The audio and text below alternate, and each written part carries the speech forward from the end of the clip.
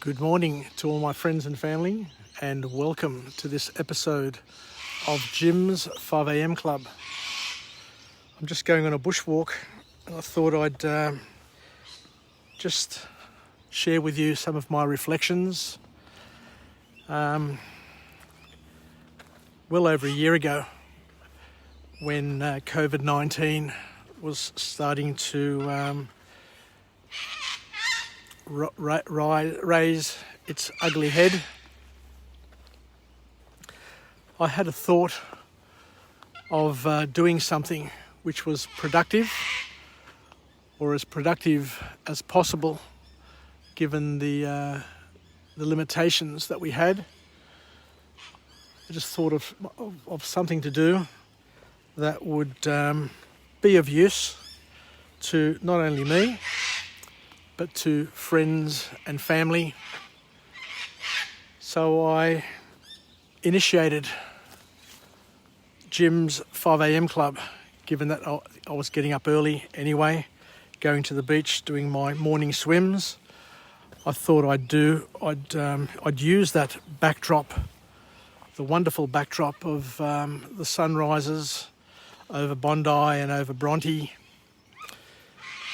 and to highlight the beauty of this country, or wherever I was, and then overlay it with a message of hope, a message of empowerment, so that I could just share with my friends and family, through an act of love, ideas, OPE, other people's experiences, to help us add to our inventory of skills, where we could be partners in each other's growth and development, so that we could grow, develop, learn, and pass it on to others in our social circles as well. For those who are parents, to be able to pass on to their children; to those who are grandparents, to be able to pass knowledge and wisdom onto their grandchildren and onto their families. So I went through a learning cycle. Initially, I was just talking from memory, given that I'd been working for 35 years in some of the best companies in the world. I'd worked for IBM, NCR, Telstra, Optus, Advantra, Hudson, Serco, and Allens, which is a law firm. And along the way, I'd met a number of wonderful leaders. I'd been on some excellent training. Some training was funded and provided by my employers. Other training I paid for myself. Plus, I went through a stage where I read lots and lots of books. I went to seminars. In my early 30s, I was reading 2 books a week at one stage. I just absolutely loved it. And it helped me. It helped me with my career. It helped me bring up my family. It helped me dealing with the tragedies of losing my parents at a relatively young age.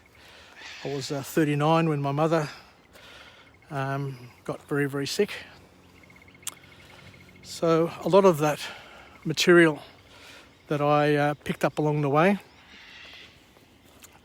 and also through my association with the Greek Orthodox Church, there's a lot that I read, a lot that I was able to sit, think, and contemplate, and put things into perspective and join the dots. So I thought that what I wanted to do was, I didn't want to waste that opportunity. I didn't want to waste all of that good work that I've done over the years, and I wanted to somehow capture it, document it, and pass it on. And we have wonderful technology at our fingertips. We've got Facebook, we've got YouTube, we've got Instagram, we've got LinkedIn, and it's all digital, it's all free. And now with the iPhone 12 or the iPhone 13, what we also have is we've got technology which is absolutely superb. The iPhone 12 Pro Max has Dolby Video, Dolby Sound, and enables very, very good quality video. And my phone has 512 memory, so I can save a lot on the phones. And as I said, I thought it would be a good idea to capture the knowledge in a way which was unedited. It came from the heart. So I don't edit any of the material that I present. It's just one cut. It's live. I don't go back and cut bits out and add bits in and modify this and modify that. I just do one take. It's one take, and whatever comes out, I publish. So that way, as I said, it comes from the heart, it's authentic, and it doesn't have an agenda. I'm not doing it to make money. I'm just doing it to share. And I've come across a few sites, thank God, which have a number of book summaries for free that I've been able to read. So after I did about two or 300 vlogs, I then decided to do it in a little bit more structured way. So I was able to tap into book summaries rather than talking from memory, and have a read, pick out some of the key points, and then present them. So I've presented probably well over 1,000 book summaries in the past 18 months, which surprises me. The big surprise was I didn't know that there are so many books out there. That's the first thing. And the second thing is that I didn't think that I had it in me to be able to just power through it day in, day out. Now, there are days where I can do 10 vlogs. Where do I find the energy? I don't know. As I say, it's an act of love. But it's the sort of thing that gets me up early in the morning, keeps me up late at night, and it's something that I absolutely love doing. So this is not a job, this is just fun for me. And I remember when I first started, I said that I want to do 1,000 in 3 years, and then figured out that if I did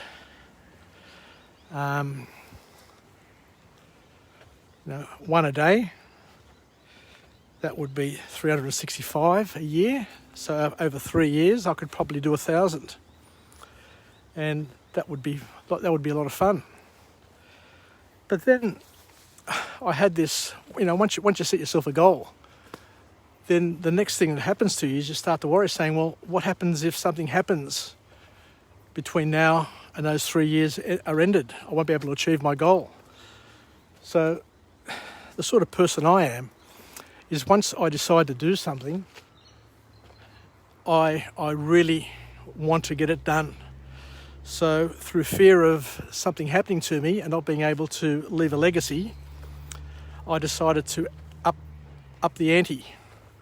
And instead of doing one vlog a day, I was doing 3 vlogs a day. I would do, one before work, one at morning tea, and one at lunchtime. And then, as I was going through and I was running out of time, I started to think, well, geez, I really want to get these done and completed by the 12-month period, so by my birthday, by my 60th birthday. 60th or 61st? 61st birthday, I think it was. Anyway, So what I did was then I started increasing it, and I was doing 5 a day. And at one point, I was doing 10 vlogs a day, just so I could click them over, get them done, and get closer to the target.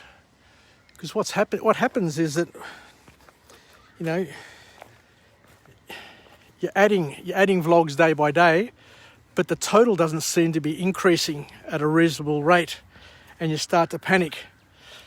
But one thing that I learnt was that if you're doing whatever you do, if you're doing it on a daily basis, then before you know it, the numbers start to snowball.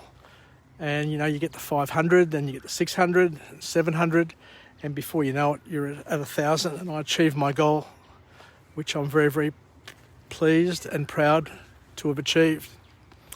I guess the other challenge that I face, and I guess it's a big disappointment from my behalf, is that I don't get as many viewers or people watching.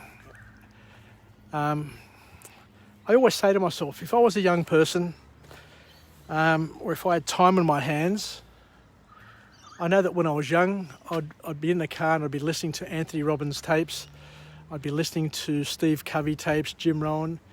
You know, all the tapes that I could get my hands on, I had a library there, and I'd just be listening to them over and over again because I just loved learning about personal development and about, you know, incorporating other people's skills and techniques into my inventory of tricks.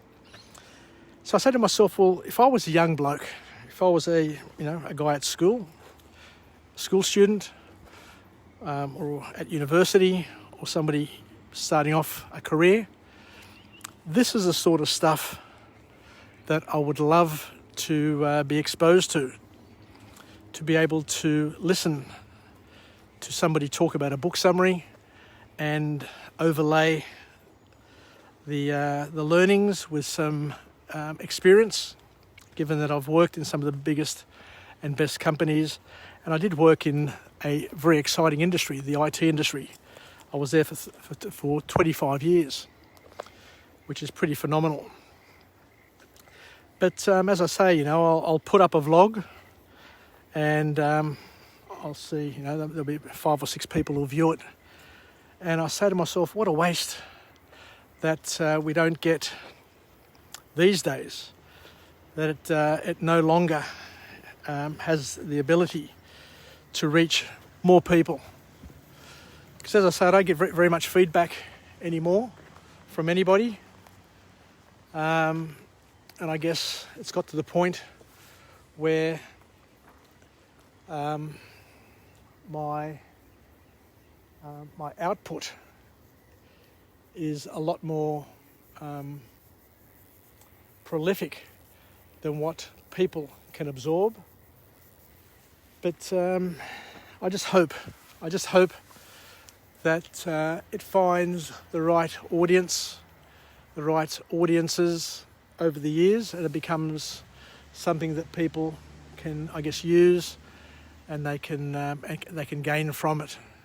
And the other thing I'd love to be able to do is to encourage other people to start their own vlog channel, their YouTube channel, and to do what I'm doing, and to put their spin on it, you know, to put their experience, their views. And as I said, unless you try it, then you won't really know how much fun it is. So I think I'll leave it there. So thanks very much for joining me on this episode, this unique episode of Jim's 5am Club, where I give a bit of a reflection in terms of how I feel at this point in time. The funny thing is, I post them to YouTube on a public, and it's public security, so anybody can view it. And the only comments that I get are from some idiots who post some porn clips or some silly things to it, which once again is a disappointment, because all I have to do there is just go through and just mute their comments and make sure that I don't get those stupid things happening time and time again. But I must be doing something wrong. But as I said, I didn't do it for the likes. I didn't do it for to become popular.